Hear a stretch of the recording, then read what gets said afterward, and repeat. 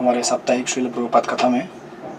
तो हम लोग श्रील प्रभुपाद की कथा को आरंभ करने के पहले श्रील प्रभुपाद के श्रीमद् भागवत महापुराण में से एक श्लोक और तात्पर्य पढ़ते हैं।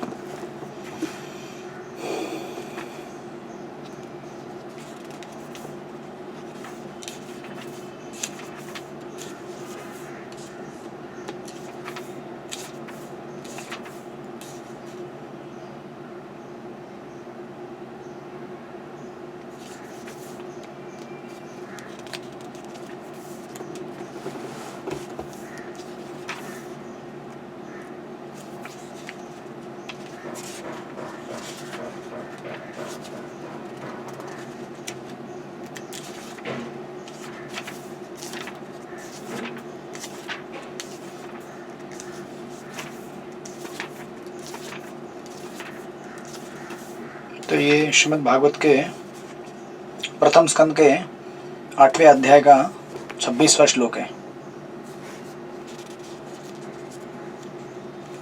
जन्म ऐश्वर्य श्रुतश्रीभिर एधमाद जन्म ऐश्वर्य श्रुतश्रीभिर एधमान मद पुमान नैवाहर्ति अविधातुम वै त्वाम अकिंचन गोचरम। ये कुंती मारने की प्रार्थना है। इसका अनुवाद इस तरह से है। हे प्रभु, आप सरलता से प्राप्त होने वाले हैं, लेकिन केवल भौतिक दृष्टि से अकिंचन मनुष्य द्वारा जो सम्मानित कुल, महान ऐश्वर्य, उच्च शिक्षा तथा शारीरिक सौंदर्य के द्वारा भौतिक प्रगति के पथ पर आगे बढ़ने के प्रयास में लगा रहता है, वह आप तक एकनिष्ठ भाव से नहीं पहुंच पाता। तात्पर्य श्रील प्रभुपाद द्वारा। भौतिक दृष्टि से उन्नत होने का अर्थ है कि किसी कुलीन परिवार में जन्म लेना और प्रचुर संपत्ति, शिक्षा तथा आकर्षक सौंदर्य से युक्त होना। सारे भौतिकवादी लोग इन सभी भौतिक ऐश्वर्य को प्राप्त करने के पीछे पागल रहते हैं और इसी को भौतिक सभ्यता की उन्नति कहा जाता है। लेकिन परिणाम यह होता है कि इन समस्त क्षणिक भौतिक संपत्तियों के होने से मनुष्य कृत्रिम रूप से गर्वित हो उठता है और मंदांध हो जाता है। फलस्वरूप भौतिकता के नशे में चूर ऐसे लोग श्री भगवान का पवित्र नाम लेने तथा भाव विभोर होकर हे गोविंद, हे कृष्ण संबोधित करने में अक्षम हो जाते हैं। शास्त्रों में कहा गया है कि श्री भगवान का पवित्र नाम एक बार भी लेने से पापी इतने पापों से मुक्त हो जाता है जितने वह कर भी नहीं सकता। श्री भगवान का पावन नाम लेने में इतनी शक्ति है, इस कथन में तनिक भी अतिशयोक्ति नहीं है। सचमुच श्री भगवान के पवित्र नाम में ऐसी प्रबल शक्ति है, लेकिन ऐसा नाम लेने में गुणवत्ता होनी चाहिए। यह भाव की गुणवत्ता पर निर्भर करता है। एक असहाय व्यक्ति श्री भगवान का नाम भाव विभोर होकर ले सकता है, लेकिन यदि उसी नाम को कोई भौतिकता से संपन्न व्यक्ति लेता है तो उसमें उतनी निष्ठा नहीं हो सकती। भौतिकता के मद में चूर व्यक्ति यदा कदा श्री भगवान का पवित्र नाम जप सकता है, लेकिन वह शुद्ध नाम लेने में अक्षम होता है। अतएव भौतिक उन्नति के 4 सिद्धांत यानी कि उच्च कुल, संपत्ति, उच्च शिक्षा तथा आकर्षक सौंदर्य, ये चारों आध्यात्मिक उन्नति के पथ में अग्रसर होने हेतु मानव अयोग्यताएं हैं। शुद्ध आत्मा का भौतिक आवरण बाह्य लक्षण है। जिस प्रकार ज्वर रुग्ण शरीर का बाह्य लक्षण होता है, सामान्य विधि यह है कि ज्वर की तीव्रता को कम किया जाए, न कि गलत उपचार द्वारा उसे बढ़ाया जाए। कभी कभी ऐसा देखा जाता है कि आध्यात्मिक दृष्टि से उन्नत व्यक्ति भौतिक रूप से निर्धन रह जाते हैं, लेकिन इससे हतोत्साहित नहीं होना चाहिए, बल्कि यह निर्धनता एक शुभ चिन्ह है। जिस प्रकार की शरीर में ज्वर का ताप घटना शुभ है, जीवन का उद्देश्य उसी भौतिक मत को घटाना होना चाहिए, जिसके कारण मनुष्य अपने जीवन के उद्देश्य के विषय में अधिकाधिक भ्रमित होता जाता है। इस प्रकार से मोहग्रस्त व्यक्ति भगवत धाम जाने हेतु सर्वथा अनअपयुक्त होते हैं। श्रील प्रभुपाद की जय। तो इस प्रकार इस श्लोक में कुंती महारानी कहती है कि एक्चुअली इस श्लोक में ऐसा नहीं कहा गया कि हमको गरीब होना चाहिए, दिखने में सुंदर नहीं होना चाहिए, हमारे पास धन दौलत नहीं होनी चाहिए, ये नहीं कहा गया है। कहने का तात्पर्य ये है ये सब चीज़ें हमारे पास होते हुए भी इन चीज़ों के ऊपर स्वामित्व की भावना हमें नहीं दिखानी चाहिए। क्योंकि असली स्वामी कौन है? भगवान कृष्ण है। भुक्ताराम यज्ञ तपसाम सर्वलोक महेश्वरम सृहृदम सर्वभूतानाम ज्ञात्वा माम शांति मृच्छति। भगवान गीता में कहते हैं कि संसार में जितनी भी चीज़ें हैं उन सब का भोक्ता मैं हूँ, सबका मालिक मैं हूँ, और ये सारी चीज़ें मेरी हैं। तो अगर उसको आप कहेंगे कि मेरी है, तो हम लोग क्या हैं? हम अपना एक गलत दावा उसके ऊपर दिखा रहे हैं, फॉल्स प्रोप्राइटरशिप। और इस तरह से अगर दूसरों की संपत्ति के ऊपर हम अगर गलत दावा करते हैं तो हमें पुलिस पकड़ के लेके जाएगी। राइट? दूसरे के प्रॉपर्टी के ऊपर हम हाथ नहीं लगा सकते कि मेरा है करके। ऐसा करेंगे तो हमें पुलिस पकड़ लेके जेल में डाल देगी। उसी प्रकार ये सारा सृष्टि भगवान की शक्ति है।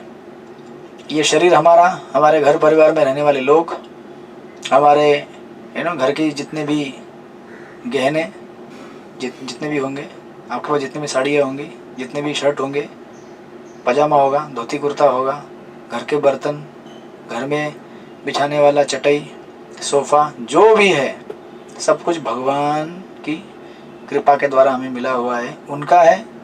कुछ समय के लिए हमें मिला है इस्तेमाल करने के लिए। शांति से इस्तेमाल कीजिए और सही सही उपयोग में लाइए। समय हो जाएगा तो उसको आपको छोड़ के दूसरों के हाथ में देके जाना ही पड़ता है। तो उसके ऊपर बेवजह अपना प्रोप्राइटरशिप दिखा के कोई फ़ायदा नहीं है। श्रील प्रभुपाद एक जगह पे कहते हैं कि इस संसार में ब्रह्मा जी कई लाखों साल उनका आयुष्मान है, जीवन काल, और हमारा कितना है? 100 साल। कलयुग के आधुनिकता में तो 100 साल भी नहीं होता है, 50, 60, 70 बस हो गया। जो 40 साल का हो गया उसे बुढ़ा माना जाता है, मालूम है आपको? 40 ईयर्स के बाद आदमी बूढ़ा हो गया, बूढ़ा ही है वो। क्यों? क्योंकि 40 के बाद उसका शरीर जवाब देना चालू करता है, अभी प्रभु ये नहीं खाना है, वो नहीं खाना है, इतना ही तेल डालो, इतना ही नमक डालो, इतनी मिर्ची डालो, ये नहीं ले सकते, वो नहीं ले सकते। राइट? तो जिसका 40 हो गया, और मेरे ख्याल से यहाँ पे जितने भी लोग हैं बहुत सारे 40 क्रॉस कर चुके हैं, है ना? मैं 40 के दहलीज पे हूँ, मतलब मैं भी बुढ़ा हो ही गया हूँ। तो हम में से बहुत सारे लोग ऑलरेडी बुढ़ापे में पहुँच चुके हैं। राइट? अब बुढ़ापे में क्या एंजॉय करेंगे, है ना? जवानी कितनी थी? 40 साल की। और कितने दिन जिएंगे पता नहीं, है ना? थोड़ा अगर अच्छा कर्म रहेगा और 20, 25, 30 साल ज़्यादा, है ना? आजकल तो लोग बुढ़ापा जीना भी नहीं चाहते। बुढ़ापे में जो तकलीफ़ होती है वो तकलीफ़ बहुत असह्य होती है। राइट? बहुत असह्य तकलीफ़ होती है। जो बूढ़े हो गए हैं उनको पता रहता है। तो प्रभुपाद कहते हैं कि ब्रह्मा जी कई लाखों सालों के लिए इस दुनिया में रहने के लिए आते हैं। हम लोग 100 साल, 70 साल, 80 साल के लिए आते हैं। तो क्या हमारा हो गया वो दुनिया? हाँ, जैसे धर्मशाला में कोई एंट्री करता है, धर्मशाला कितने दिन के लिए रहता है? 1 रात के लिए, 1 दिन के लिए, 2 दिन, ज़्यादा आपने कभी अगर बुक किया होगा 1 हफ्ता, बस। तो लोग धर्मशाला में आते हैं, रहते हैं और वहाँ से चले जाते हैं। धर्मशाला में प्रवेश कर लिया इसका मतलब थोड़ी है कि धर्मशाला आपका और हमारा हो गया, नहीं ना। उसी प्रकार संसार क्या है? धर्मशाला है। एंट्री किए हैं यहाँ पे थोड़ा सा मज़ा करने के लिए, थोड़ा सा मज़ा कर लिया, अभी आगे उसका बिल भुगतान करते रहना है और इंतज़ार करना है कि भाई कब शरीर छूटेगा, अगले जीवन में हम एंट्री करेंगे। और यहाँ पे कुंती महारानी कहती है कि ये सब चीज़ें हमारे पास जब हैं, धन दौलत संपत्ति घर परिवार, कोई प्रॉब्लम नहीं है, लेकिन इसके ऊपर अगर आपने अपना अधिकार जताया तो फिर हम भगवान का नाम ठीक से नहीं ले पाएंगे। क्योंकि भगवान का नाम लेने के लिए चैतन्य महाप्रभु ने फॉर्मूला दे के रखा है, तृणादपि सुनिचेन तरोरपि सहिष्णुना अमानेन मानदेन कीर्तनीय सदा हरि। हमारे अंदर वो नम्रता का भाव होना चाहिए कि मैं तो पतित हूँ, मेरी औकात क्या है? ये घर परिवार संसार, ये शरीर, ये मेरी उपलब्धियाँ, ये सब भगवान ने मुझे उधार में दिया है, इसके ऊपर क्या गर्व करना है ना? भिखारी के पास अगर कुछ कटोरे में अगर पैसे गिर गए और भिखारी सोचने लगे कि मुझसे बड़ा अमीर तो कोई नहीं है, तो बड़ी विडम्बना है। राइट? उसे अपने स्थिति का अवलोकन होना चाहिए, तो जाके उसको आगे भिक्षा मिलेगी। वो बोलेगा मैं तो धनवान हो गया, तो भिक्षा कौन देगा आगे उसको? और तो इस तरह से हम लोग एक्चुअली क्या है? गरीब हैं। हम क्यों गरीब है? क्योंकि हमारे हृदय के अंदर भगवत प्रेम नहीं है, राइट, या प्रकट नहीं हुआ है। तो इसलिए दैट्स व्हाई ये सब चीज़ों के होते हुए भी हमें क्या होना है? नम्र रहना है कि ये मेरा नहीं है, भगवान का है, भगवान ने सेवा के लिए दिया है, जब तक है सेवा में यूज़ कर लो और उसका सही से उपयोग भगवत नाम जाप करने में करो। हरे कृष्ण कृष्ण कृष्ण हरे हरे, हरे राम राम राम हरे हरे, राइट। तो इस तरह से सुंदर ये श्लोक है। और अगर हम इस भाव में नहीं रहे और अगर हम चीज़ों के ऊपर अपना प्रोप्राइटरशिप दिखाने लगे तो हम भगवान का नाम नहीं ले पाएंगे। क्योंकि चैंटिंग करने जाएंगे तो मन में क्या आएगा? मैं तो बहुत बड़ा व्यक्ति हूँ, है ना, मैं बहुत धनी हूँ, मैं बड़ा सुंदर हूँ, मैं विद्वान हूँ। तो फिर हम जो आश्रय लेना है भगवान का, वो भगवान का आश्रय नहीं ले पाएंगे। क्योंकि हमने आश्रय किस में लेके रखा है? हमारी विद्वत्ता में आश्रय लेके रखा है, हमारी सुंदरता में लेके रखा है, हमारे धन में लेके रखा है। तो भगवान में कैसे आश्रय लेंगे आप? हो ही नहीं सकता हो, राइट। इस तरह से बिना भगवान के आश्रय के हम लोग जन्म जन्मांतर इन्हीं चीज़ों में फंसते रहेंगे, right. So that's why quality होना चाहिए चैंटिंग में, तभी वो चैंटिंग पावरफुल होता है और हमको इस दुनिया से मुक्त करने वाला होता है, राइट। तो श्रील प्रभुपाद जैसे महान संत और आचार्य इस भौतिक धरातल में आए और हमको भगवत भक्ति का महत्व समझाते हुए, उन्होंने भी ऐसे कई कष्ट झेले जिनकी चर्चा हम लोग पिछली बार कर रहे थे श्रील प्रभुपाद के इस लीलामृत में। तो ये हम लोग ये चैप्टर नंबर 6 में है, हम लोग अभी लीलामृत के फर्स्ट वॉल्यूम में। अननोन फ्रेंड करके चैप्टर है, जहाँ पे हम लोग देख रहे थे। इसके पहले वाला चैप्टर था वॉर, युद्ध। उसके तत्पश्चात आपने देखा था कि किस तरह से भारत और पाकिस्तान, इसका क्या हो गया? बंटवारा हो गया, राइट। भारत पाकिस्तान का बंटवारा होने के बाद के इंडिया का वर्णन श्रील प्रभुपाद के लीलामृत में किया गया सत्स्वरूप महाराज द्वारा। कि किस तरह से मनुष्य ऐसा है कि वो सोचता है कि मैं अगर ये गतिविधि करूँगा, ये सॉल्यूशन निकालूंगा तो मैं समाधानी हो जाऊँगा। 1947 में पार्टीशन हुआ, अब लोगों को लगा कि अब शांति हो जाएगी, और अशांति बढ़ गई और अशांति अभी तक है, राइट। और वो अशांति चलती आ रही है, क्योंकि जो समस्याएं हैं उनका अगर हम भौतिक धरातल पे अगर समाधान ढूंढने का प्रयास करेंगे तो कभी सफल नहीं होगा। हमारे जीवन की समस्याओं का समाधान आध्यात्मिक ही होता है, भौतिक नहीं होता है, राइट। तो इस तरह से हम देख रहे थे कि किस प्रकार श्रील प्रभुपाद ने कई जगह पे अपना प्रचार बढ़ाने का प्रयास किया, लेटर्स लिखे अनेक अनेक नेताओं को, और उनको समझाने का प्रयास किया कि आप जिस प्रकार सोच रहे हो कि ये डिवीज़न करके हम लोग अभी पीसफुल रहेंगे, लेकिन आप पीसफुल नहीं हो सकते। क्योंकि क्या है कि वास्तविक जीव का जो स्वभाव है वो है भगवान के सेवा में रत रहना। जब तक हम भगवान के सेवा में नहीं रहेंगे, बाकी कितने भी उपाधि आप बना ले, कितने भी अरेंजमेंट आप संसार में कर ले, कितने भी व्यवस्थाएं कर ले आप सुखी होने के, हम नहीं हो सकते। क्योंकि हमारा स्वभाव उस वातावरण में रहने का है ही नहीं, राइट। तो इसको हम देख रहे थे। और श्रील प्रभुपाद एक्चुअली जो कि गांधी जी के फॉलोअर थे, उनके बचपन में इन द सेंस कि कॉलेज डेज में गांधी जी को बहुत मानते थे वो, कि गांधी जी गीता का प्रचार कर रहे हैं, कितना अच्छी तरह से लोगों को और गीता के प्रचार के माध्यम से भारत को आज़ादी दिलाना चाहते हैं। तो जब भारत का पार्टीशन हुआ और गांधी जी तो बने नहीं देश के प्रधानमंत्री, राइट, ना उनका कुछ स्टेटस था। अब देखिए, जो व्यक्ति केवल भौतिक जीवन में ही इन्वेस्ट करता है और भौतिक तथाकथित आध्यात्मिक भी हो, लेकिन केवल भौतिक तत्वों को लेकर चलता है, उसके जीवन में कैसे निराशा होती है। देखिए, ये लीलामृत में यहाँ बताया गया है अंतिम गांधी जी के जीवन के द्वारा। प्रभुपाद एक्चुअली क्या कहते हैं, प्रभुपाद सोचते हैं कि it is time to preach to Mahatma Gandhi. कहते हैं कि गांधी जी को प्रचार करने का टाइम है ये। अब देश को आज़ादी मिल गई, भारत पाकिस्तान का बंटवारा हो गया, अब बंटवारा होने के बाद भी बहुत सारा लड़ाई झगड़ा चल रहा था भारत पाकिस्तान के बीच में, जो कि अभी तक चलता आ रहा है। और श्रील प्रभुपाद कहते हैं कि गांधी जी को क्या टाइटल दिया गया था? महात्मा।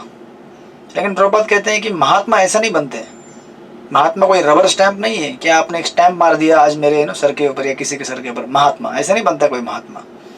महात्मा का डेफिनेशन गीता में दिया गया है, दैवीम प्रकृतिम आश्रितम, जिसने दैवी प्रकृति का आश्रय लिया है, दैवी प्रकृति यानी कि श्रीमती राधा रानी, जिसने भगवान के भक्ति का आश्रय लिया है वही महात्मा कहलाता है। ऐसे आप बोलने से महात्मा नहीं बनेगा कोई, राइट। और प्रभुपाद कहते हैं कि ये जो डेफिनेशन है गीता में दी गई, ये सटीक डेफिनेशन है महात्मा की, राइट। जो भगवान कृष्ण की पूजा करता है, उनके शरण लेता है, दैट इज रियल महात्मा। महात्मा मतलब महान आत्मा, राइट। और चूंकि महात्मा गांधी के फॉलोअर थे तो प्रभुपाद का एक सॉफ्ट कॉर्नर था गांधी जी के लिए उनके हृदय में। वो चाहते थे कि गांधी जी क्या करें, अभी उनके जीवन का बहुत सारा समय बीत चुका है, राइट। और जीवन के समय के बीतने के बाद गांधी जी मतलब ऑलमोस्ट ओल्ड एज के लास्ट पड़ाव पे थे और देश आज़ाद हो चुका था। अब सब कुछ सेटल होना चाहिए था और गांधी जी भी खुश होने चाहिए था ना। देश को आज़ादी दिलाने में उन्होंने बहुत बड़ा योगदान दिया, राइट। बहुत बड़ा उन्होंने नॉन कॉपरेशन मूवमेंट ये सब बहुत सारा चलाया। लेकिन आप देखेंगे फैक्ट यहाँ पे लीलामृत में कहा गया है, December 7, 1947 Abhay wrote to Gandhi from Kanpur. Srila Prabhupada ने गांधी जी के लिए लेटर लिखा कानपुर से 1947 में। उस समय गांधी जी रह रहे थे बिरला मैंशन में दिल्ली में, और वहाँ इतना लार्ज मिलिट्री फोर्स लगा हुआ था दिल्ली में, इसलिए ताकि हिंदू मुस्लिम झड़पें ना हो, राइट। फिर भी थोड़ी बहुत झड़पें यहाँ वहाँ हो ही रही थी। और प्रभुपाद उस समय वर्णन करते हैं कि पूरे भारत में अगर सबसे दुखी कोई व्यक्ति अगर था उस समय तो वो थे गांधी जी। सबसे सैडेस्ट, सबसे दुखी व्यक्ति। क्यों दुखी थे उसके कारण बताए गए हैं। उसके कारण में से एक कारण बताया गया है कि जिन्होंने भारतीय इंडिपेंडेंस के लिए इतना स्ट्रगल किया, अब उनको नेता बनना चाहिए था ना, लीडर बनना चाहिए था एक्चुअली उस समय। लेकिन वो जितने वहाँ उस समय जो नेता थे, जैसे जवाहरलाल नेहरू, वल्लभ भाई पटेल और बहुत सारे लोग, ये लोग तो लीडिंग पोजीशन में थे, लेकिन गांधी जी को किसी ने कुछ भाव नहीं दिया। कहते हैं यहाँ पे कि Gandhi with his doctrines of non-violence, unity and other things was now at odds with them in many ways। अभी इतना वायलेंस हो रहा था भारत में, अभी नॉन वायलेंस करके कैसे चलेगा काम राइट। इतने हिंदू मुस्लिम झड़पें हो रही थी और अगर आप बोलेंगे नॉन वायलेंस रहो, नॉन वायलेंस रहो, कैसे संभव है। तो गीता का जो उन्होंने मिस इंटरप्रिटेशन किया था, राइट। भगवत गीता ये नहीं कहती कि अहिंसा करो या हिंसा करो। भगवत गीता कहती है जहाँ पे जो ज़रूरी है उसे हमें इस्तेमाल करना पड़ेगा धर्म की स्थापना करने के लिए। अगर धर्म की स्थापना अहिंसा से होती है अच्छी बात है, लेकिन अगर हिंसा की ज़रूरत पड़ेगी तो हिंसा करना ही पड़ेगा। जैसे हम देखेंगे महाभारत में जब युद्ध चालू होता है कौरव और पांडवों के बीच में, तो कौरव के साइड से कौरव बोलते हैं कि कि देखो भाई ये युद्ध होने जा रहा है ना, युद्ध में कोई भी चीटिंग नहीं करेगा, ऐसा उनके साइड से बोलते हैं। कोई भी चीटिंग नहीं करेगा, सब लोग इज्जत से और जो मॉरल कोड से क्षत्रिय के उसके हिसाब से लड़ाई करेंगे। जब ये कहा जाता है तो कौरव के साइड से धृष्टद्युम्न वो बोलते हैं देखो हम कुछ चीटिंग नहीं करेंगे, लेकिन अगर आपने चीटिंग किया तो हम भी चीटिंग करने से रोकेंगे नहीं अपने आप को। हम क्यों रोकेंगे? अगर आप चीटिंग करेंगे तो पहले तो हम बोलते हैं कि चीटिंग नहीं करना चाहिए, ठीक है मान लिया चीटिंग नहीं करना चाहिए, लेकिन अगर आपने किया तो हम तथाकथित अहिंसक बन के नहीं बैठेंगे यहाँ पे तीन बंदर मतलब उस समय आपको वो थे नहीं तीन बंदर, लेकिन ये बहुत पहले पूर्व काल इतिहास में महाभारत में पहले ही वर्णन कर चुके हैं महाभारत की कथा में। इसलिए देखिए भारत में ऐसे कितने जगह हैं जहाँ पे आप देखेंगे हमारे प्राचीन इतिहास में अगर आप खोद कर देखेंगे तो भारत में जितने भी आक्रमण हुए हमारे ऊपर मुगलों के आक्रमण हुए, अंग्रेज़ों के आक्रमण हुए, ये सब किसकी वजह से? मेनली शास्त्रों के स्पिरिचुअल प्रिंसिपल से डेविएट होने की वजह से ही हुए हैं। अगर आज भारत आध्यात्मिक आज अगर भारत के कुछ शक्ति है तो किसकी वजह से? आध्यात्मिक क्षमता की वजह से है। वो हम नहीं समझ पाएंगे, कुछ लोग ऐसे डायरेक्टली कैसे आज भारत इतना तरक्की कर रहा है या लोगों के पास इकोनॉमिक स्टेटस लोगों का बढ़ रहा है या लोग खुश हैं ये समझने के लिए हमें आध्यात्मिक बुद्धि चाहिए, शास्त्रों का ज्ञान चाहिए, राइट। समझना पड़ेगा कि संसार में चीज़ें कहाँ से आती है, किससे मिलती है। तो आप देखेंगे इन शास्त्रों को मिस इंटरप्रेट करने की वजह से और शास्त्रों का मिस यूज़ करने की वजह से भारत का आज अधोगति हुआ है। मतलब इतिहास में इतना अधोगति, जैसे आप देखेंगे जब मोहम्मद गौरी ने भारत में अटैक किया था, मुगलों के टाइम पे, तो आपको याद है पृथ्वीराज चौहान ने कितनी बार उनको पकड़ा था? लगभग कितनी बार पकड़ा था, याद है आपको? 16 बार, राइट। 17 बार हार गए। हाँ, और 16 बार उन्होंने क्या सोचा, अरे नहीं मैं तो अहिंसक हूँ यार, छोड़ दो इसको। मतलब पृथ्वीराज चौहान अपने आप में बड़े चक्रवर्ती सम्राट थे, वी रिस्पेक्ट हिम, बट उन्होंने देखा कि कृष्ण ने जरासंध को क्या किया था, 17 बार छोड़ दिया था ना। कृष्ण क्या करते थे, पकड़ते थे और अभी तलवार पकड़ा है मारूंगा, और सारे असुरों को इकट्ठा करके लेके आते थे। जरासंध जब भी जाते थे सारे असुरों को इकट्ठा करके लाते थे और इनको भगवान नष्ट कर देते थे। भगवान सोचते थे कि अरे ये अपने आप मस्त सारे बदमाश ऊंचा के जितने भी संसार में लोग उनको पकड़ पकड़ के ला रहे, तो मुझे क्या जरूरत है बाहर जाने की लड़ाई करने के लिए, इसको आने दो, ये आएगा, इनको मारूंगा, इसको छोड़ूंगा, फिर लेके आएगा। अब ये चीज़ भगवान कर सकते हैं, हम लोग कर सकते क्या नहीं कर सकते। तो उन्होंने सोचा कि चलो भाई मैं भी 16 बार क्या करूँगा, छोड़ दूंगा। लेकिन 17वीं बार जब मोहम्मद गौरी ने उनको पकड़ा तो उसने नहीं छोड़ा, उसने एक ही शॉट में उनको खत्म कर दिया। क्योंकि भगवान कृष्ण ने जो 17वीं बार उसको हराया, राइट। लेकिन भगवान ही इमिटेट कर सकते हैं और भगवान उसके चंगुल में आ भी नहीं सकते। भगवान है, लेकिन हम लोग उनको इमिटेट नहीं कर सकते। यहाँ तक कि आप देखेंगे कि जब ये लड़ाइयाँ होती थी असुरों की, मुगलों यवनों की और हमारे हिंदुओं की, तो ऐसा समझो अगर एक नदी है यहाँ पे, उस नदी के पात्र में पानी है और उस तरफ से कोई अगर यवन है और इस तरफ से हमारे हिंदू सैनिक है, तो वो लोग क्या करते थे, समझो हम इधर है नदी के इस पार और नदी के उस पार है वो लोग, तो वो लोग नदी के उस पार से किसी गाय को कत्ल करके उसको पानी में फेंक देते थे, तो पूरा पानी खून खून हो जाता था। तो हमारे जो सैनिक थे वो सोचते थे अरे अभी ये पानी तो दूषित हो गया, गाय के खून से सन गया, अभी इसको तो हम पी भी नहीं सकते, हाथ भी नहीं ला सकते। इस तरह से ये लोग बिना पानी पिए मर जाते थे, और कई बार ऐसा होता था कि वो जो यवन लोग थे वो लोग गाय को अपना ढाल बनाते थे। तो अभी ये लोग यहाँ पे हमारे सैनिक खड़े हैं, ये लोग कैसे गोली चलाएंगे या फिर कैसे तलवारें फेंकेंगे, भाला फेंकेंगे, बाण चलाएंगे कि सामने गाय खड़ी है, राइट। तो वो लोग बड़े चतुर थे, वो लोग गाय को खड़ा करते थे कि अभी ये लोग तो गाय को मारेंगे नहीं और इस तरह से हम फिर इनको अटैक करेंगे छुप छुप के और मार डालेंगे। ऐसा ही हुआ, सारे अपने लोग हार जाते थे। तो अभी प्रिंसिपल क्या है कि हिंसा नहीं होनी चाहिए, राइट, और ख़ास करके गाय को नहीं मारना चाहिए। लेकिन हमें देखना चाहिए कि देश काल परिस्थिति के हिसाब से कौन सा तत्व कब इस्तेमाल करना है। उस समय जंद गायों को बचाने के लिए आज लाखों करोड़ों में गायें कट रही हैं, राइट।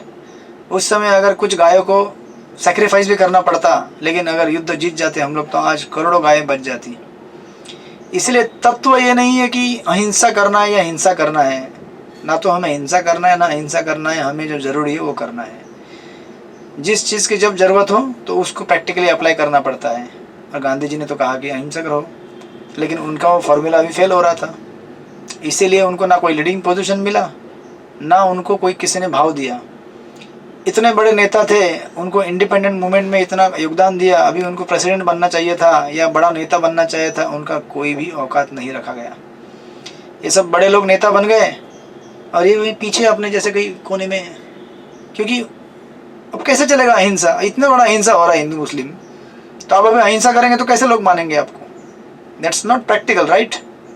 एंड दैट्स व्हाई यहाँ पे श्रील प्रभुपाद लीलामृत में सतस्वरूप महाराज कहते हैं, his former colleagues admired him but rejected his leadership. All his programs, Hindu Muslim unity, non-violence, upliftment for the poor, although praised throughout the world, were a failure in the India of 1947. Complete fail हो गया। कोई ना Hindi Muslim unity ला पाए, ना गरीबों को ऊपर लेके आए। उनका था ना हरिजन, सारे हरि के जने उनको ऊपर लेके आना है, वो प्रोग्राम उन्होंने बनाया, राइट। और अहिंसा करना है, कुछ भी नहीं हो सका। इसलिए अब उनका उम्र हो गया था 78 ईयर्स, 78 साल के हो गए थे।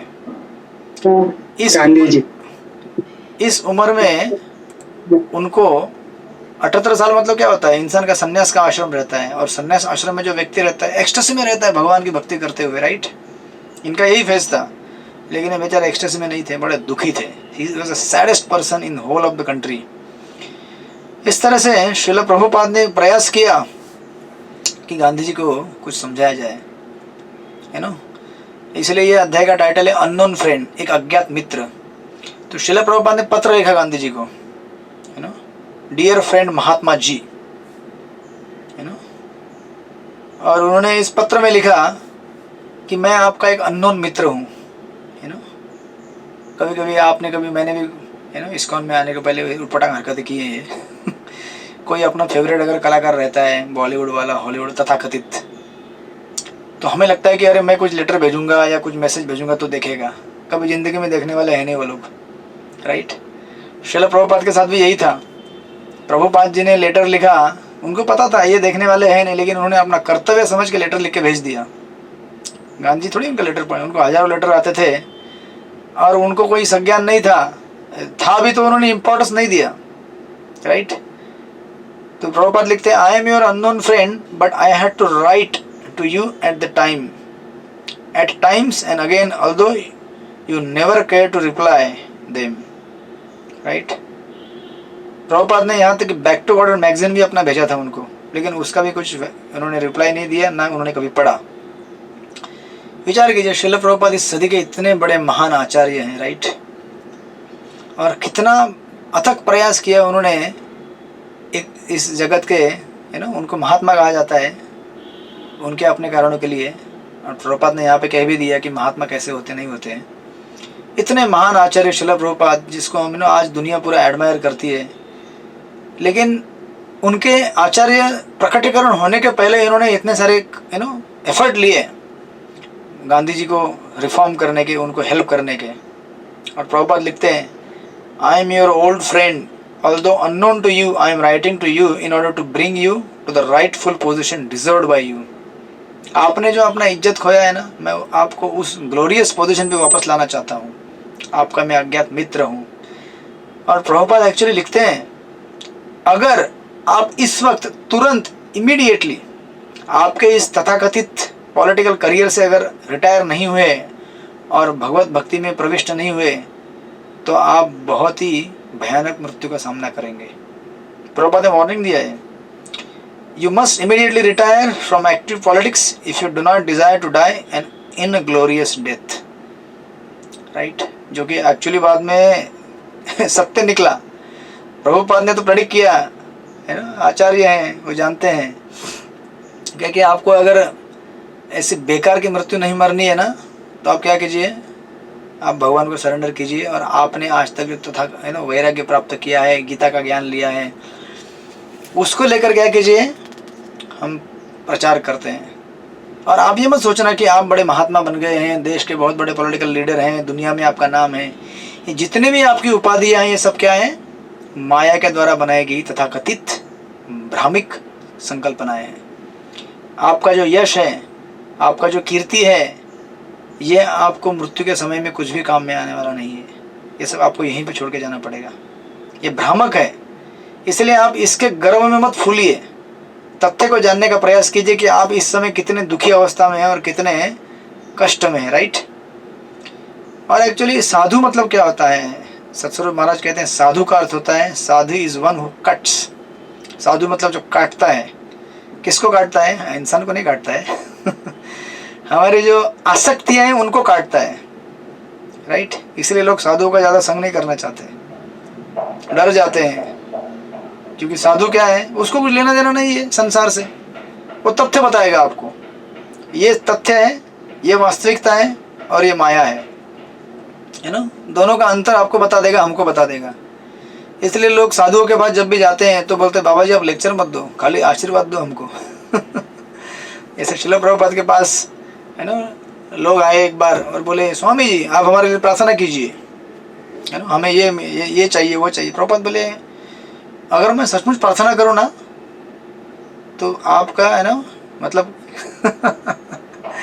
है ना क्या हो सकता है, मतलब प्रभुपाद ने डायरेक्टली इनडायरेक्टली हिंट करने की कोशिश की मैं सचमुच प्रार्थना करूँ है ना तो आपका सारा भौतिक संसार नष्ट हो जाएगा, राइट। तो अभी इसमें डरने वाली बात नहीं है कुछ भी। हमारा भौतिक अस्तित्व अगर नष्ट हो जाए तो अच्छी बात है ना। अगर एक साधु महात्मा के कृपा से अगर हमारा भौतिक अस्तित्व नष्ट हो जाता है तो हमारा आध्यात्मिक अस्तित्व प्रकट हो जाता है, राइट। लेकिन क्या है, हम लोग आसक्त इतने रहते हैं सांसारिक चीज़ों से कि हम छोड़ना नहीं चाहते। और इसीलिए कोई अगर महात्माओं के पास जाता है तो केवल अपना लिस्ट लेके जाता है, केवल आप मुझे दो, आपको कुछ पैसा चाहिए, फैसिलिटी चाहिए, और संसार में चीट करने के लिए हज़ारों लोग खड़े मार्केट में।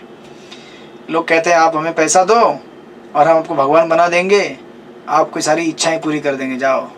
लोगों को इस तरह से, इसलिए भक्ति सिद्धांत सरस्वती ठाकुर जी कहते थे this world is a world of cheaters and cheated.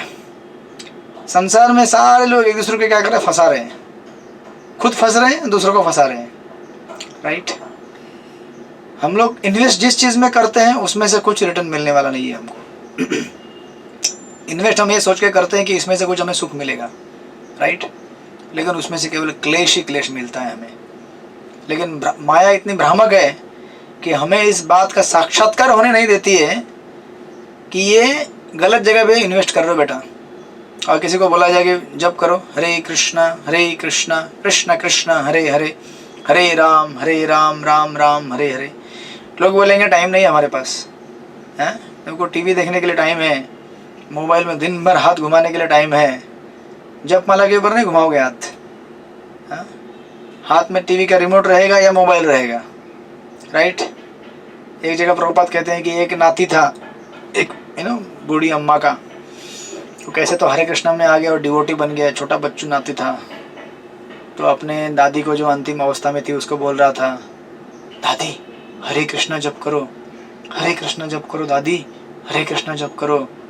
दादी बोल रही थी मैं नहीं जप करूँगी, मैं नहीं जप करूँगी, मैं नहीं जप करूँगी। तो प्रभुपाद बोलते हैं कि ये इतनी बावली है कि ये मैं नहीं जप करूँगी इतना बोल सकती है, लेकिन हरे कृष्णा एक बार भी नहीं बोलेगी। तो लोग इतने मूर्ख हैं और माया के द्वारा इतने ग्रसित हैं, हर लिए गए हैं उनकी बुद्धि। वही शब्दों को 2 बार अगर उच्चारण कर ले, ठीक है बेटा मैं बोलती हूँ हरे कृष्णा, क्या जाएगा उसका, कुछ जाएगा, उल्टा मिलेगा। लेकिन ट्रेनिंग नहीं है ना, भाग्य नहीं उदय हुआ है, भक्तों का संग नहीं लिया है, तो कैसे मिलेगा ये सब, राइट। तो श्रील प्रभुपाद इस तरह से गांधी जी के इस भ्रम को दूर करने का प्रयास करते हैं, राइट। प्रभुपाद कहते हैं Mahatma Gandhi he was forsaken by his friends, bitterly disappointed at the outcome of the long hard struggle for Indian independence, and apprehensive about the future, had been reduced to a position in which he might be able to realize that his friend and work were ultimately illusory। जैसे हम देखेंगे प्रभुपाद कई बार उदाहरण देते हैं। प्रभुपाद कहते हैं कि आप जिसके लिए काम कर रहे हो ना आज, वही आपको कल चाकू मार के मार देगा। हम ऐसा कुछ करेंगे नहीं लेकिन संसार की वास्तविकता है। प्रभुपाद कहते हैं कि गांधी जी ने जिसके लिए काम किया उसने कल उसका मर्डर कर दिया अंत में। क्योंकि आप इस दुनिया में कितने भी शांति लाने का प्रयास करो, भौतिक संसाधनों के माध्यम से आप शांति नहीं ला पाओगे। शांति का सूत्र गीता में दिया गया है, भोक्ताराम यज्ञ तपसाम सर्वलोक महेश्वरम सृहृदम सर्वभूतानाम ज्ञात्वा माम शांति मृच्छति। जब तक हम भगवान के अस्तित्व और सत्ता को स्वीकार नहीं करेंगे तब तक हम इस संसार में सुखी नहीं हो सकते। फॉल्स प्रोप्राइटरशिप लेकर हम चलेंगे तो हमें प्रकृति दंड देते रहेगी, क्योंकि हम लोग उसके प्रोप्राइटर नहीं हैं, राइट। और प्रॉपर ने वार्न किया वापस, आप मरेंगे, बहुत ही बेकार मौत मरेंगे। मेरी बात सुनिए, अभी भी आपके पास समय है। आप अपनी जो शक्ति है और आपका जो ग्लोरी आपको मिला है। देखिए गांधी, इंसान के जीवन में ऐसे फेजेस रहते हैं। गांधी जी जब जवान थे तो उनको कितना फेम मिला, उन्होंने जो नॉन कॉपरेशन मूवमेंट चलाया, लोगों ने सराहना की, वर्ल्ड वाइड उनका गुणगान हुआ। वही गांधी जी जब बूढ़े अवस्था में आए तो उनको कोई भाव नहीं दे रहा था, कोई वैल्यू नहीं दे रहा था, राइट। इस तरह से हम भी देख सकते हैं हमारे जीवन में, समय समय की बात है, कोई व्यक्ति कभी इतना प्रसिद्धि के तारों को चूम लेगा, इतना गगन में उड़ जाएगा कि बोलेगा अभी तो जप करने का ज़रूरत है नहीं, क्योंकि मुझे जो चाहिए मिल गया।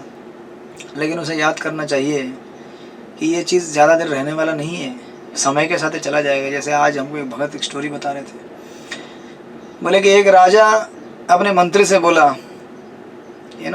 कि आप मुझे ऐसी चीज़ दो जिसे देख जिससे अगर मैं दुखी हूँ तो सुखी हो जाऊँ, और सुखी हूँ तो मैं दुखी हो जाऊँ। आप मेरे लिए ऐसा ये लेके आओ, ऐसा वस्तु लेके आओ कि जिसको देखकर मैं दुखी हो जाऊँ, अगर मैं दुखी हूँ तो सुखी हो जाऊँ। ठीक है, जो व्यक्ति दुखी है वो सुखी होना चाहता है, राइट।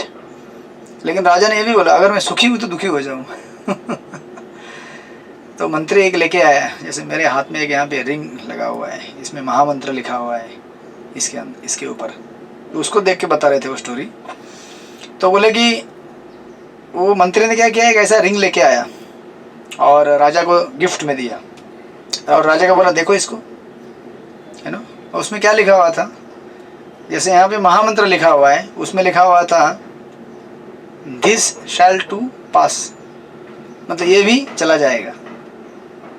तो राजा बोला कि हाँ यार, जब मैं दुखी हूँ तो मैं इसको देखूँगा और वहाँ पे लिखा रहेगा ये भी चला जाएगा, यानी कि दुख, सुखी हो गया मैं। क्योंकि दुख जो है वो ऐसा नहीं कि परमानेंट रहेगा, वो चला जाएगा ना समय के साथ। और अगर कभी मैं सुखी हूँ तभी भी देखूँगा कि ये भी चला जाएगा। सुख भी परमानेंट नहीं है, राइट, वो भी चला जाने वाला है। इसलिए गीता में भगवान क्या कहते हैं, मात्रा स्पर्शस्तु कौन्ते शीतोष्ण सुख दुखदः आगम अपायनो अनित्यस्ताम तितिक्षव भारत। ए अर्जुन, ये जो सुख और दुख है ना, ये कैसे है, जैसे अभी भारत में पूरे लू लग रही है, राइट, इतनी गर्मी लग रही है भयंकर कि अभी मैंने एक फ़ैन बंद कर दिया क्योंकि ज़्यादा ये यहाँ पे स्क्रीन उड़ता है, इतना गर्म हो रहा है मुझे। लेकिन आगम अपायनो अनित्यस, ये क्या है, 1 घंटे बाद ख़त्म हो जाएगा। जैसे लेक्चर फिनिश, फ़ैन चालू, ठंडा, और जो फ़ैन चालू है फिर नेक्स्ट लेक्चर चालू होगा, फिर बंद, फिर गर्मी। तो ये जो टेम्पररी कन्वीनियंस और इनकन्वीनियंस है, इससे डिस्टर्ब नहीं होना है आपको हमें क्या करना है, अपना ड्यूटी करते रहना है। जैसे प्रभुपाद उस तात्पर्य के श्लोक के तात्पर्य में उदाहरण देते हैं, जैसे घर में कोई गृहिणी रहती है, अभी कितना गर्म होता है, आप लोग किचन में कुकिंग करते होंगे ना, अभी भी करते हैं कि नहीं? चंदा परदेशी माता जी, आप करते हैं ना? हाँ, गर्म होता है ना, भयंकर गर्म होता है। उस दिन मैं फेस्टिवल के टाइम में कुकिंग कर रहा था, रामनवमी परसों, बहुत गर्म। हाँ, आपका तो छोटा स्टोर रहेगा, इधर जो हमारा किचन में रहता है ना भट्टी, बाहर मुझे लगता है 35 डिग्री रहेगा। जब मैं अंदर घुस गया, जस्ट किचन में एंट्री किया तो लगा 40 हो गया। जब भट्टी के पास में गया पलटा हिलाने के लिए तो लगा ये 45-50 हो गया लगता है। इतना गरम, पूरा लाल हो गया था मैं एकदम, बट क्या, भक्तों की सेवा है, सेवा करते रहो। ये गर्मी अभी हो रहा है, लेकिन भक्त लोग आशीर्वाद देंगे, बहुत ठंडक मिलेगी, आत्मा को सुकून मिलेगा, राइट। उसी तरह से आप घर में कुकिंग करते हैं तो आपके बच्चे हैं, आप उनके लिए कुकिंग करते हैं, वो जो प्रसाद लेते हैं आप देखते हैं, आपको आनंद आता है, राइट। इस तरह से भगवान कहते हैं कि देखो, तथाकथित जो सुख और दुख है ये लगा रहेगा, संसार का ये स्वभाव है। उसके चक्कर में अपना ड्यूटी मत छोड़ो, अपना कर्तव्य मत छोड़ो। अगर वो छोड़ोगे तो कर्म लगेगा, कर्म का बंधन लगेगा। ये अर्जुन को संदेश दिया गया है गीता में, उसका जो जिस्ट है, इसेंस है। तो इन्होंने भी, शिला प्रभुपाद ने गांधी जी को कहने का प्रयास किया, देखो गांधी जी, आपके जवानी के टाइम में आपने बहुत फेम लूटा, बहुत एंजॉय किया, बहुत नाम कमाया, लेकिन अभी समय का पलटा पलट गया है। अभी आपको कोई कीमत नहीं दे रहा है, आपकी कोई सुन नहीं रहा है, और आपके जो मूल्य थे अहिंसा के, उनका कोई भाव नहीं है अभी मार्केट में, क्योंकि मार्केट अभी सेंसेक्स चेंज हो गया। मार्केट में जो वस्तुएं थी जो इन्वेस्ट की जाती थी, उसका अभी स्टैंडर्ड चेंज हो गया। तो बोले कि आप इस तरह से इनसे प्रभावित मत हो जाओ, राइट।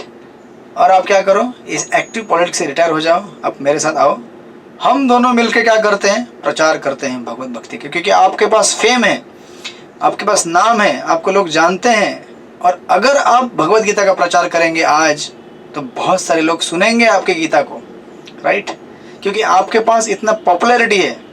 तो प्रभुपाद ने एक्चुअली बहुत प्रयास किया उनको समझाने का। तो प्रभुपाद ने वापस वार्न किया, अगर आप एक्टिव पॉलिटिक्स से रिटायर नहीं हुए और आपको जो फेम नेम जो मिला है उसका इस्तेमाल भगवत भजन में नहीं किया और भगवत भक्ति का प्रचार करने में नहीं किया, तो आप वैसे ही मौत मरोगे जैसे मुसोलिनी, हिटलर, ये लोग मरे थे। आपको पता है ना हिटलर कैसे मरा था, है ना, सुसाइड करके मरा था ना हिटलर, सुसाइड करके। ऐसे इतिहास में अनेक तानाशाह होके गए हैं और ऐसे अनेक पॉपुलर लोग होके गए हैं। आपको दिखेगा कि इन्हें ज़िंदगी में क्या पाया है यार, हमें तो ऐसा कभी मिलेगा। याद रखिए, जीवन में सब कुछ मिले लेकिन अगर कृष्ण नहीं मिले तो सबसे बड़ा दुर्भाग्य हमारा है वो। अब देखिए, अभी रिसेंट टाइम में माइकल जैक्सन आए थे, है ना, क्या फेम था उनके पास, क्या पॉपुलैरिटी था। भारत में जब एक बार यहाँ पे एक शो कर रहे थे एक जगह पे बॉम्बे में, तो एक लड़की को उन्होंने एम्ब्रेस किया, मतलब उनकी फ़ैन थी, तो जस्ट आलिंगन दिया और छोड़ दिया उसको। वो लड़की घर में जाने के बाद 15 दिन तक नहाई नहीं 15 दिन तक स्नान नहीं किया। घर वाले बोले भाई क्यों नहीं नहा रही है? बोले माइकल जैक्सन का महा मिला है मुझे, नहाऊंगी तो फिर घुल जाएगा, धुल जाएगा, मैं महा नहीं छोड़ना चाहती हूँ उसका। ऐसे बेवकूफ़ लोग होते हैं संसार में। आप देखेंगे यही माइकल जैक्सन बाद में कितना सर्जरी किए वो अपने चेहरे का, कितना ड्रग्स लिए, क्या किए, बाद में कैसे मरे वो भी सुसाइडल केस था। ये ऐसे लोग हमारे आदर्श हैं और ऐसे लोगों को हम लेके आगे चलते हैं कि मुझे इनके जैसे बनना है ना। मूर्ख हैं हम लोग, हमें इनके जैसा नहीं बनना है। इनके जैसे बनेंगे तो पता नहीं कौन से सिटी में, कौन से गली में कुत्ता बिल्ली बन गए अगले जन्म में वो लोग। एक्चुअली प्रभुपाद तो कहते थे, प्रभुपाद कहे भी कि one of the astrologers predicted that one of the politician, very famous politician of India has become dog in the Sweden. Sweden में कुत्ता बन गया है, बहुत बड़ा फेमस पॉलिटिशियन, नाम नहीं लूँगा, आप समझ जाइए, है ना। एक एस्ट्रोलॉजर ने प्रेडिक्ट करे कुत्ता बन गया वो, क्योंकि जैसी मानसिकता लेकर हम चलेंगे वही बनेंगे हम लोग, राइट।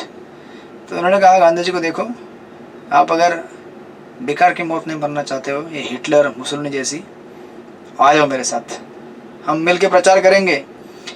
और श्रील प्रभुपाद ने उनको समझाने का प्रयास किया लेटर में। उन्होंने लेटर में लिखा, you wanted chiefly Hindu Muslim unity in India, जो कि नहीं हो पा रहा है, right. You wanted freedom for India, आप भारत के लिए आज़ादी चाहते थे ना, लेकिन भारत को आज़ादी नहीं मिली। जितना कष्ट हम लोग एक्चुअली फॉरेन रूल में नहीं लिए, उतना कष्ट पिछले 17 साल में ले चुके हैं। आप लोग अपना अपना कॉन्टेक्स्ट समझ जाइए राइट। जितना कष्ट हमने झेला है इन तथाकथित राजनेताओं के चक्कर में, और वेस्टर्न कल्चर का जो अभी रूल आ गया हमारे ऊपर, उससे हमने जितना कष्ट भोगा है उतना कष्ट तो पहले ज़माने में कभी झेला ही नहीं। हम लोग पहले क्या सोचते थे, अरे मुगलों ने अटैक किया, अंग्रेज़ों ने अटैक किया, हमारी संस्कृति को नष्ट किया, लेकिन फिर भी हमें एक एहसास था कि हमारी संस्कृति है और नष्ट हो रही है। और आज क्या है, आज़ादी हो गई, वेस्टर्न कल्चर आ गया, वेस्टर्न कल्चर ने तो पूरा ख़त्म ही कर दिया। अभी किसी को भगवान से लेना देना नहीं है, किसी को हिंदू राष्ट्र से लेना देना नहीं है, किसी को किसी भी नैतिक मूल्यों से लेना देना नहीं है। लोग कैसे रहना चाहते हैं, अमेरिका में लोग कैसे रहते हैं, नंगे बूंगे, कुछ भी खाओ, कहीं भी रहो, किसी से भी विवाह करो, कभी भी कुछ भी करो, कैसे भी रहो, पशुवत, है ना। कुछ रेगुलेशन नहीं, कुछ जीवन में टाइम टेबल नहीं। आज हम वही संस्कृति को अपनाना चाहते हैं, और जो जितना इस प्रगति में आगे बढ़ा है उसको हम कहते हैं एडवांस्ड, है ना। आजकल लोग, एक कार्टून एक जगह पे दिखाई दिया था, एक भिखारी देखता है शोरूम में, वो आजकल आते हैं ना फटी हुई जीन्स पैंट, फटे हुए कपड़े पहनना मतलब दुर्भाग्य और दरिद्रता का लक्षण माना जाता है, और उससे दरिद्रता आती है। और ये बेवकूफ़ लोग ऐसे फटे हुए कपड़े पहनकर अपने आप को मॉडर्न, एडवांस, स्टाइलिश मानते हैं। तो कार्टून में दिख रहा था, एक भिखारी एक शोरूम में दिख रहा है। भिखारी के कपड़े कैसे रहते हैं, फटे कुटे रहते हैं ना, रफू किए हुए। वो शोरूम में देख रहा है एक लेडी को फटी हुई जीन्स पहनी है उसने, वो घुटने में फटी हुई रहती है ना। भिखारी बोलता है, वाह मेरा लेटेस्ट फैशन अपडेटेड है ये मैंने तो बहुत पहले कर लिया ये फैशन, ये लोग आज कर रहे हैं, अभी कर रहे हैं, आई एम एडवांस्ड। भिखारी भी खुश हो गया राइट। तो इस तरह से जो चीज़ें रिजेक्ट की कर दी गई हैं, जो फेंकी गई चीज़ें हैं, उनको लेकर आज इंसान सोचता है कि मैं एडवांस हो गया हूँ। राइट। तो उन्होंने समझाने का कोशिश किया गांधी जी को, देखो you wanted something for the upliftment of the position of the bhangis. Actually Gandhi ji ने प्रयास किया था, ये जो भंगी लोग हैं ना, उनको कह रहे थे कि उनको भी मंदिर में अलाउ करो। तो हमने तो कहा नहीं किसी को मंदिर में अलाउ नहीं करो करके। राइट। श्रील प्रभुपाद के टाइम में कुछ लोग श्रील प्रभुपाद को कहते थे कि अरे प्रभुपाद जी, आप खाली अमीर लोगों को प्रचार करते हो क्या? प्रभुपाद ने कहा ऐसा नहीं है, हम सबको प्रचार करते हैं। आज जो सड़क में लोग अगर कुछ भीख मांग रहे हैं, तो प्रभुपाद ने कहा कि I can give a place to live, food and everything and maintain them throughout their life. अगर कोई सड़क में चार भिखारी है, भीख मांग रहे हैं, प्रभुपाद कहेगी उनको लेके आओ मंदिर में, मैं उनको जीवन भर पालूंगा पोसूंगा, बशर्ते उनको 4 नियम पालन करने पड़ेंगे, 16 माला करना पड़ेगा। कितने भिखारी आएंगे? कोई नहीं आएगा, क्योंकि लोग एक्चुअली अपने आप को रिफॉर्म नहीं करना चाहते हैं। लोग फोकट में एंजॉय करना चाहते हैं संसार में। फ्री का होटल, ये संसार फ्री का होटल नहीं है। हर चीज़ का कीमत लेना पड़ता है और उसके हिसाब से आपको उसका पद और स्थान प्राप्त होगा। तो प्रॉब्लम ये नहीं है कि संसार में किसी चीज़ की कमी है या कुछ नहीं मिल रहा है। प्रॉब्लम ये है कि हम लोग अपने आप को सुधारना नहीं चाहते हैं, हम लोग अपने आप को दरिद्री रखना चाहते हैं। क्या करें हम इसमें अभी, है ना? सड़क में कई बार हमको भी लोग मिलते हैं, भिक्षा मांगते हैं, हम कहते हैं उनको अरे हरे कृष्णा बोलो, मंदिर में आओ, जपा। वो नहीं करेंगे, हमको पैसा दो। क्यों? फिर पैसा लेके सिगरेट पियेंगे, तम्बाकू खाएंगे, ड्रग्स लेंगे, ये सब उनको करना है। तो इस तरह से कैसे रिफॉर्म होंगे? आप कभी होंगे नहीं रिफॉर्म। राइट। तो उन्होंने गांधी जी को समझाने का प्रयास किया कि आप जो चीज़ लाना चाहते हैं आप नहीं ला पाएंगे संसार में। आप सोच रहे हैं कि मैं अहिंसा लाऊंगा, आप अहिंसा नहीं ला पाएंगे। ये जगत हिंसा से भरा हुआ है। राइट। और हर चीज़ का अपना वैल्यू और सिग्निफिकेंस है। जहाँ पे अहिंसा लानी है वहाँ लानी ही पड़ती है, आप टाल नहीं सकते। राइट। इस तरह से। और श्रील प्रभुपाद ने उनको ये भी कहा कि देखिए गांधी जी, आपके जीवन में ये जो अभी समस्याएं आ रही है ना, लास्ट मोमेंट में ये सब समस्याएं नहीं आती अगर आपने गुरु को स्वीकार किया होता। तो अपने गीता का अध्ययन अगर गुरु के मार्गदर्शन में किया होता तो आज आपकी ये दयनीय स्थिति नहीं होती। राइट। आप सोचिए, भगवत गीता भगवान कृष्ण ने अर्जुन को बताने के बाद क्या हुआ? बहुत बड़ा युद्ध हुआ। राइट। कितनी हिंसा हुई, करोड़ों में लोग मारे गए, और इन्होंने कंक्लूजन निकाला गीता का अर्थ है अहिंसा। राइट। इसका मतलब ये नहीं कि युद्ध हुआ तो भगवान ने कहा कि युद्ध करो। भगवान ने सिंपल भाषा में प्रिंसिपल दिया, हिंसा अहिंसा इज नॉट इम्पोर्टेंट। इम्पोर्टेंट ये है कि उस समय आपके लिए क्या प्रिंसिपल अप्लाई करता है। राइट। कहीं हिंसा की जरूरत पड़ेगी, कहीं अहिंसा की, धर्म की स्थापना करने के लिए। आपको इस तरह से नहीं सोचना चाहिए कि अरे मैं तो आदर्शवादी हूँ, मैं इतना आदर्शवादी हूँ कि मैं मेरे आदर्शों के लिए भगवान को भी और शास्त्रों के सिद्धांतों को भी नकार सकता हूँ। जैसे एक स्टोरी थी, एक स्टोरी है एक ब्राह्मण की, सत्यवादी ब्राह्मण। आपने कई बार सुनी भी होगी वो स्टोरी, लेकिन ये कॉन्टेक्स्ट यहाँ पे है इसलिए बता रहा हूँ। एक ब्राह्मण था, वो एक बार एक गांव से दूसरे गांव में जा रहा था एक्चुअली। तो ऐसे संध्या का समय हो गया गांव में जाने के बाद। तो अभी पूर्व काल में जब लोग ट्रैवल करते थे तो अगर संध्या हो गई तो उसी गांव में रुक जाते थे। ऐसा नहीं था कि अभी चलो 9 बजे का फ्लाइट पकड़ना है या 11 बजे की ट्रेन पकड़नी है, उसी गांव में रेस्टिंग। तो एक गृहस्थ के घर में रुक गया वो ब्राह्मण एक्चुअली। तो पूर्व काल में कल्चर था, लोग अगर कोई ब्राह्मण आए तो उसको आश्रय देते थे। ब्राह्मण भी क्या, कोई भी अगर अतिथि अगर आ जाए तो उसको रहने के लिए रात का एक गुजारा देते थे कि चलो भाई तुम रह जाओ यहाँ पे, खाओ पी लो, सो लो, सुबह चले जाना। तो ये वहाँ पे रुक गए थे और रात में रुके, विश्राम कर रहे थे। तो घर में पति पत्नी थे। तो भगवान की योजना से पता नहीं क्या हो गया, रात को जो गृहिणी थी वो इस ब्राह्मण के पास आई और बोली कि मुझे आपके साथ सहवास करना है। तो ब्राह्मण ने बोला अरे ऐसे कैसे कर सकते हैं, आप तो किसी की पत्नी हो, मैं ब्राह्मण हूँ, मैं यात्रा में हूँ। राइट। तो वो नहीं माना। तो इनको लगा कि अभी अगर ये हल्ला कर दे तो फिर मेरी तो बदनामी हो जाएगी। तो उसने एक्चुअली क्या किया, घर में जो चाकू रहता है, जो भी रहता है, उससे मर्डर कर दिया इसका। सॉरी, इसका मर्डर नहीं किया, अपने पति का मर्डर कर दिया। अभी ये जब हल्ला हो गया कि अरे मर्डर हो गया, मर्डर हो गया, मर्डर हो गया, राइट।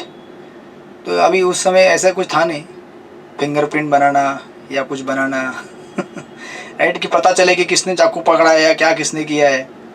इसने मर्डर कर दिया और गांव वाले लोगों को बोला कि देखो ये जो ब्राह्मण है मेरे ऊपर गलत व्यवहार करने के प्रयास कर रहा था और मेरे पति ने आके बचाने की कोशिश किया तो इसने इनका मर्डर कर दिया, बस।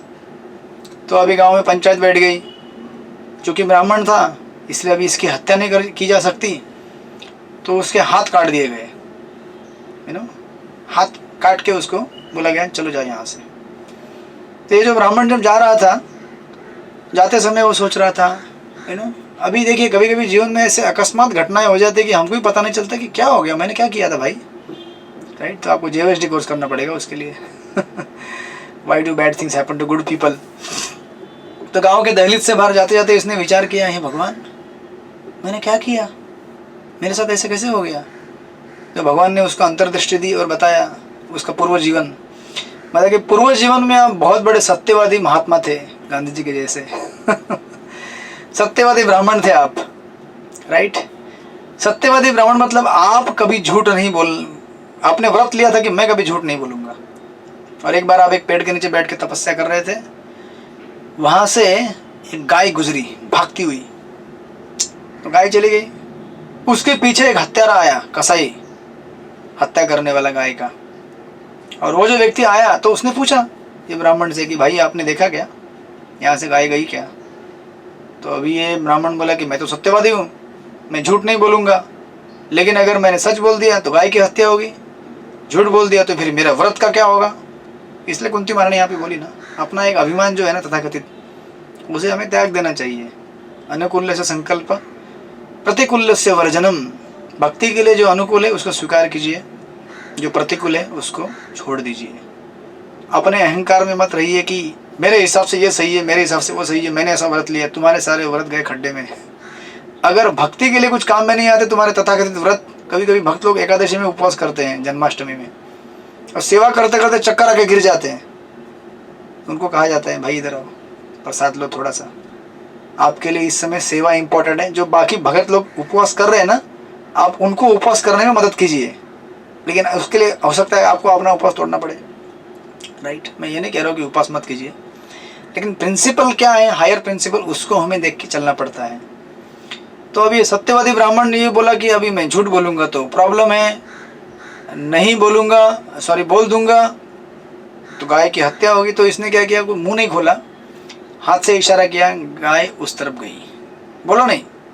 इसने एडजस्ट करने का प्रयास किया कि मेरा व्रत बीच बना रहे, लेकिन एट द सेम टाइम मैंने झूठ भी नहीं बोला, लेकिन ऐसा नहीं होता है इसने इशारा किया, गाय उधर गई, बोला नहीं। तो वो कसाई गया, उसने गाय को मार दिया। तो फिर भगवान बोले तुम्हारा वो जो एक इशारा था ना, इस तरह से इशारा किया तुमने, ये उसका दंड तुम्हें अभी मिला है। तुम्हारे जो हाथ है ना वो इसीलिए काट दिए गए क्योंकि तुमने उस समय इस तरह इशारा करके उस गाय की हत्या करने में सहायता की थी। प्रकृति के नियम बड़े सटीक होते हैं, जो जैसे करेगा वैसा एग्जैक्ट सेम आपको अगले जन्म में प्राप्त होगा, राइट। और बचा कहानी उस तरफ, उस किसका, कौन बचा उधर, वो जो गाय थी, गाय की हत्या हुई थी, राइट। वो जो कसाई था, वो कसाई वाला क्या बन गया, वो गाय बन गया अगले जन्म में, सॉरी वो पति बन गया अगले जन्म में। और जो गाय थी वो क्या बन गई, पत्नी बन गई, और इस तरह से हत्या कर दिया। मतलब जो जिसका हिसाब था उसने बराबर एग्जैक्टली पूरा कर दिया। इस तरह से हम देख सकते हैं कि यहाँ पे श्रील प्रभुपाद भी कह रहे हैं, you can not establish absolute in the relative world, right? Ahimsa or non-violence must always be followed by violence, just as light is always followed by darkness. Nothing is absolute truth in the dual world. ये द्वंद्व का जगत है, यहाँ पे आप तथाकथित सत्य नहीं एस्टेब्लिश कर सकते, राइट। इस तरह से श्रील प्रभुपाद ने समझाया उनको कि देखो, अगर आपने गुरु प्राप्त किया होता ना तो आपको ऐसा कन्फ्यूजन नहीं आता और गीता से मन भड़ंग आप इंटरप्रिटेशन नहीं निकालते। राइट। इस तरह से उन्होंने कहा कि although Bhagavad Gita declares the necessity of accepting guru in disciplic succession, Gandhi was well known for listening to his inner voice, इसलिए उनके बुक का नाम क्या है, my experiment with the truth, बराबर ना। उन्होंने बुक लिखा है my experiment with the truth, मतलब मैंने अपने हिसाब से मेंटल कॉन्कोक्शन करके लिखा हुआ है कि सत्य क्या होना चाहिए, सत्य क्या नहीं होना चाहिए। और इस तरह से मैं भ्रमित हो गया सत्य को समझने में और लोगों को समझाने में। और वो क्या करते थे, लोगों की जो आने के कमेंट्री आती, जैसे यहाँ पे 2-3 नाम दिए गए, रस्किन और थोरो, ये उनके कमेंट्री से मिक्स करके न्यू टेस्टामेंट जो बाइबल का एक है वर्जन, ऐसे अनेक खिचड़ी बना के अपना एक फिलॉसफी निकालते थे। हमें किसी ऐतराज़ नहीं कि उन्होंने देश के लिए जो काम किया, जो किया सो किया, उसमें कोई प्रॉब्लम नहीं है। लेकिन जहाँ तक स्पिरिचुअल स्टैंडर्ड्स, आध्यात्मिक बातें आती हैं, तो वहाँ पे स्टैंडर्ड हमें गुरु शिष्य परंपरा से ही लेना पड़ेगा। अगर हम उसे गुरु शिष्य परंपरा से नहीं लेंगे तो इस प्रकार भ्रमित होने का 101% गारंटी है ही। इसीलिए प्रामाणिक परंपरा से जो व्यक्ति नहीं सुनते शास्त्रों को, वो कई हजारों सालों तक भी अगर भक्ति करें तथाकथित अपनी, वो भक्ति लोगों को केवल कष्ट पहुंचाएगी। इसलिए शास्त्र में कहा गया है, श्रुति स्मृति पुराण आदि पंचरात्रिक विधिन विना एकांतिकी हरेर भक्ति उत्पात्ते एवं कल्पते। बिना शास्त्रों के आधार पर की गई जो भक्ति है वो समाज में केवल उत्पात मचाती है, और जो एग्जैक्टली उत्पात मचाने का काम यहाँ पे उनके तत्व ने किया, राइट। तो इस तरह से प्रभुपाद ने समझाने का प्रयास किया है उनको। अगली बार देखेंगे हम, प्रभुपाद उनको और समझाने का प्रयास करेंगे। और जो प्रभुपाद ने भविष्यवाणी की थी कि ये इन ग्लोरियस डेथ मरेंगे ये, और एग्जैक्टली वही हुआ। 30 जनवरी आपको पता है, उनको 3 गोलियां लगी और हरि बोल, है ना, इन ग्लोरियस डेथ। जो अच्छी तरह से भगवत भक्ति का प्रचार करके असली में महात्मा बन के इस जगत से मुक्त हो सकते थे, उनको इस तरह से मृत्यु का सामना करना पड़ा, राइट। तो हम देखेंगे अगली बार श्रील प्रभुपाद फिर किस तरह से गांधी जी को समझाने का प्रयास करेंगे, और उसके बाद कई लोगों को लेटर लिखेंगे, समझाने का प्रयास करेंगे। भारत में कोई नहीं समझेगा, फिर प्रभुपाद अपना खुद लेटर लिखना चालू, बुक्स लिखना चालू करेंगे, और लखनऊ भी जाएंगे। लखनऊ में उनका बिजनेस फेल होगा, फिर फाइनल उनके जीवन में एपिसोड आएगा जब घर वाले उनको रिजेक्ट कर देंगे।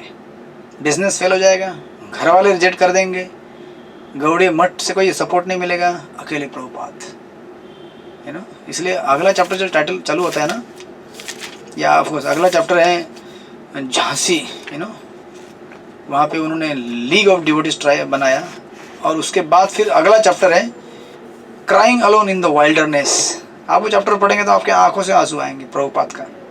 प्रभुपाद अकेले 60 साल की उम्र में अकेले भटक रहे पूरे भारत में, यहाँ से वहाँ। किसी बेल विचर के घर में ढंग से पहनने के लिए धोती कुर्ता नहीं है, कल के नाश्ते का हिसाब नहीं है, लंच कहाँ मिलेगा मालूम नहीं है, बूढ़ी उम्र में। केवल हम सबको आज एकत्रित लाने के लिए आज हम लोग एकत्रित आए हैं। हरे कृष्णा कृष्ण कृष्ण हरे हरे, हरे राम राम राम हरे हरे।